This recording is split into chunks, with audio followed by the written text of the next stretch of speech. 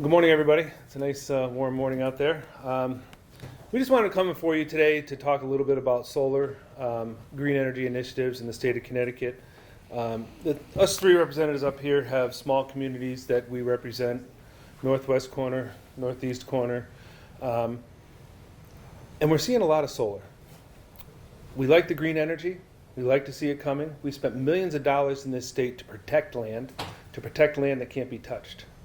And now we're coming into it in one community that Representative Canino and I represent, the city of Torrington. Over 200 acres of land is cleared for solar.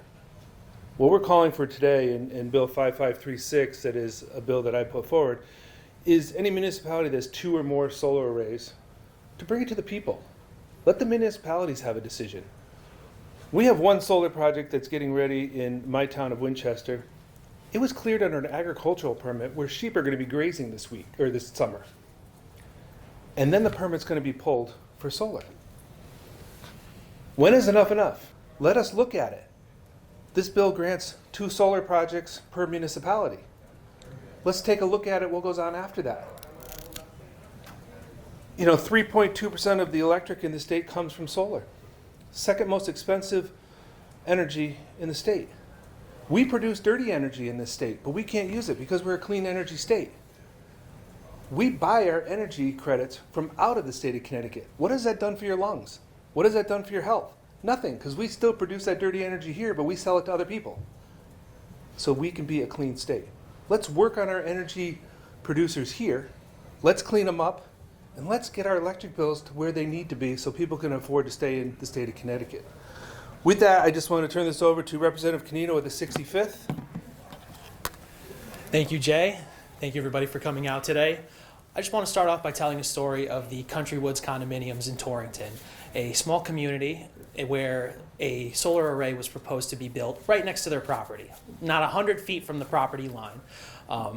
There were great concerns that the residents brought to the siting council. Flooding issues because the array was supposed to be built on a hill behind the condominium complex. All of these were brought before the siting council in forms of testimony. I wrote some testimony. Many other legislators wrote testimony as well opposing this, and at the end of the day, the siting council decided to move forward with the project. And in that meeting, every single one of those siting council commissioners ended up announcing great concerns with the environmental hazards of this project, with the proximity to the condominiums, and ended up going forward with it anyways. What we're calling for right now is more local control, more advocacy in front of the siting council, and making sure that these decisions actually come with the residents' best interests in mind. The question that we asked the residents of Torrington when this project was created is, what does this do for your electric bills? And the answer is nothing. Not a single watt of that project will go to Torrington residents. It all goes to Hartford. And our residents are feeling like they don't have a voice, like they were not given a proper seat at the table, and that at the end of the day, their rights were infringed upon. So I appreciate being up here today with my fellow colleagues and fighting for more transparency, better local control, and having a seat at the table in terms of these solar developments. Thank you. And now I would like to introduce Representative Carol Hall. Thank you, Joe. Thank you, everybody, for being here today. I feel like this is the same old song rewritten years and years and years and over again.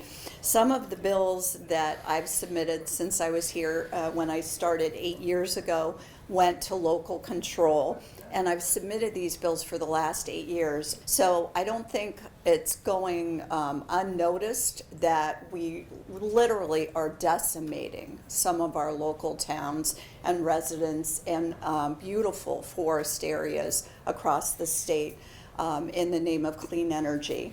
And I want to talk a little bit about HB 6298. This is a bill that last year got through the House. It was voted out bipartisanly. This year, we've resubmitted a version of it. Rep. Foster, Senator Anwar, and I all co-introduced it once again with the hopes that it will make it through the Senate this year. And what it does is after you reach a certain megawatt in a town, the local executive officer of that town, whether it be the first selectman or the town manager, will have the option to either nix any future projects or put a moratorium on any future projects. And this is done by a radius of these massive, huge projects. East Windsor and Enfield, which I represent, have had huge projects in both towns. And both towns have not said, we don't want solar arrays in our town. We're saying there's a place for these projects, and we've actually planned for them. As a state, we should honor these plans. We mandate they do these plans, and then with these solar projects, we walk in and we put them wherever we want to put, with no input from the local planning and zoning or the residents.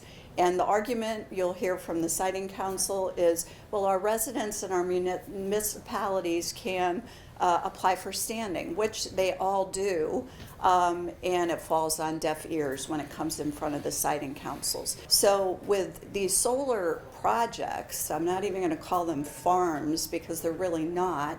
They're projects, they're utility projects. Our town, East Windsor and Enfield, have had massive hundreds of acres taken by these projects. The towns have fought them. The good news for what I'm seeing that never happened when I first arrived 8 years ago here are the towns are actually fighting these projects. They're hiring attorneys and they're fighting them with the siting council. So we are seeing a lot more pushback from our municipalities, which I think is a good thing. But we need to say enough is enough. Let's give our municipalities, our cities, our towns a say in this process. It's gone on too long, and we're losing too much valuable farmland. There are places for these, and it's not in people's backyards. And I'll turn it back to Jay. Thank you, Carol and Joe, and it's great to be here with some support of others who have this in their communities.